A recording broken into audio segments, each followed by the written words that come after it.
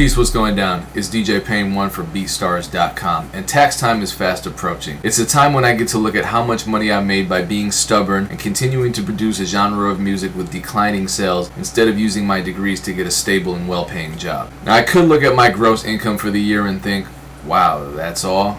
Or I could look at it and say, wow, that's all for me. But sometimes it's not all about the money. And bear in mind, everything I'm about to say is somewhat personal, and what I do for a living isn't what everybody else needs to do or should even try to do. Anyway, I had an experience that really put my status as a self-employed musician in perspective recently. I checked my email, opened what claimed to be a business inquiry, and it was in fact a word that I won't say that starts with an F, ends with a Y, and rhymes with sucker free. A producer I've never heard of or spoken to wanted me to sell his upcoming drum kit through my platforms in exchange for the promise of a percentage of sales. He wanted me to be a sales associate, exactly the kind of job I went to college so that I didn't have to get. Rather than reflect on how oblivious some people are, let me tell you what this complete affront to my decade of hard work taught me. As I declined his rather generous offer of allowing me the privilege to work for him as a subordinate, I realized something about doing this whole self-employed musician thing. I really valued being able to say no and to be able to go right back to building my own brand. Now, very rarely can you say no to a customer or a manager or a supervisor or a boss at a conventional job. Also, if you're working at a conventional job, you're walking into somebody else's existing brand with a pre-existing infrastructure, customer base, and reputation. When you work for yourself, however, even if you're just starting out and it's not going well, keep this in mind. Your successes, however large or small, all work to benefit you and your brand,